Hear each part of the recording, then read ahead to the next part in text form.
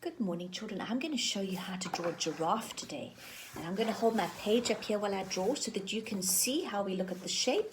First of all, starting with the head, which is like a oval, coming to a thinner part where the nose and the mouth is. And let me just draw a little bit firmer so that it stands out against the light. And then, as you know or may not know, giraffe have two little horns on the top of their head, just little short horns. And obviously they've got two little ears, so you're going to put all those in and then give it a little eye and a little nostril and a mouth and then a very long neck. So you're going to give it a lovely, lovely, lovely long neck, and that goes into the body.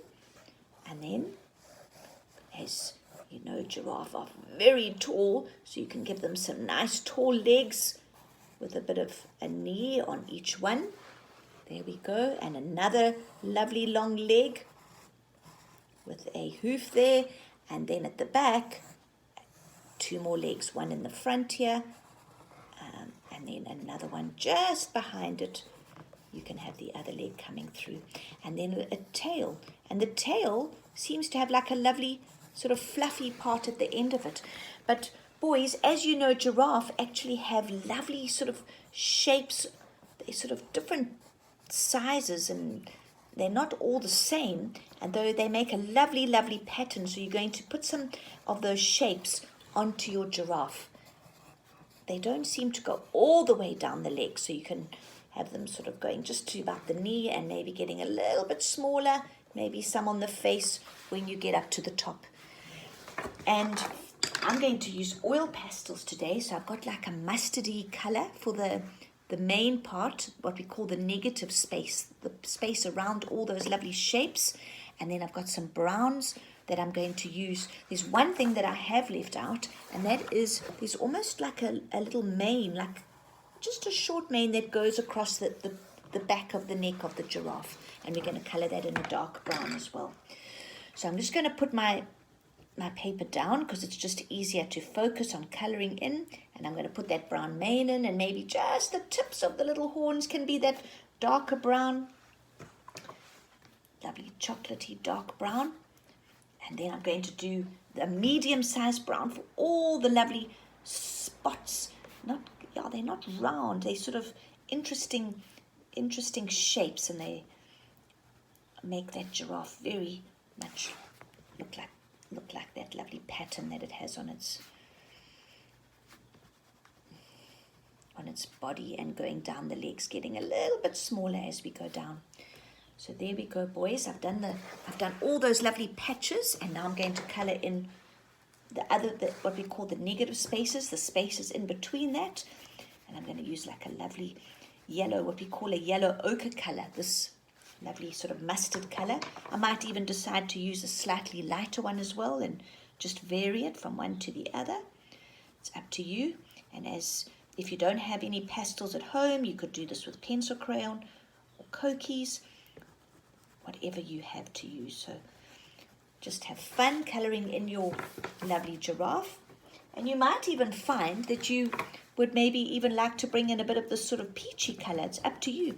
And this is if you're drawing a giraffe in realistic colors. You might also decide you want a fun, sort of playful giraffe with bright, abstract colors with purples and pinks and blues or greens. You are the artist, so you put in the colors that you think look the best. So you're going to carry on coloring all that background space in around all those lovely spots. And don't forget the tail, but at the end of the tail we're going to make it more of a chocolate brown color. And we're also going to do our little hooves. We'll make those black.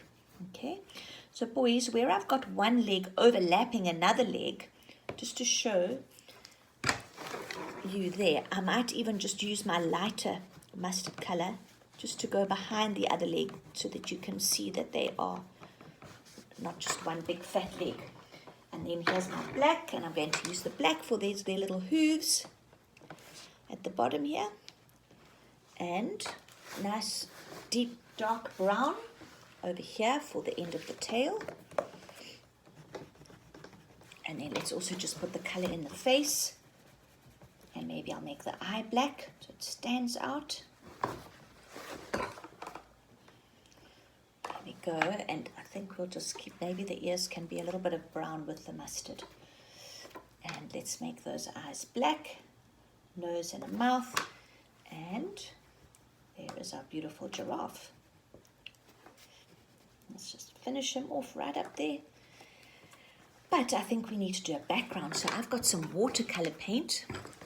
And if you want to, before you put your watercolor paint, you might decide you're going to pick up some greens and flick some grass, and maybe he's got some mustardy colored grass. Make it look like the African felt that he's walking through. And then you're going to take your watercolor paints and just have fun with all those colors. So I might decide I'm going to use all this beautiful mustardy or green colors to create the feel of the grass around his feet. And remember, watercolor paint, you use quite a lot of water. It's just like tinted water. So you can dip your brush in. It's not as thick and creamy as acrylic paint. And then I might decide if I'm going to have a sky or maybe just the plains of the hills in the distance. Because it's oil pastel, boys, I can actually even draw right over my giraffe, and it doesn't matter if I overlap the giraffe because the oil pastel will shine through. It resists, so it actually looks really lovely. And I'm just working very, very quickly, and then you can obviously work a little bit slower when you are drawing, doing your own picture. And then from there, I might decide to go into greens or browns. And just keep your colors looking clean and fresh. I think I'm getting a little bit, if you mix your colors up too much, they can become what we call muddy. So just be careful that your colors don't become too muddy. And then we can carry on with some grass. And at the end, we're going to just have this beautiful, beautiful picture of our giraffe. And again, boys, if you wanted to, you could actually come back and you could flick more grass into the wet paint. It also can look quite nice. You can come back and put more of that grass. And if you wanted to even color in and draw some more of the shapes of the distant hills, you can do that as well. So there we go. Have fun and enjoy.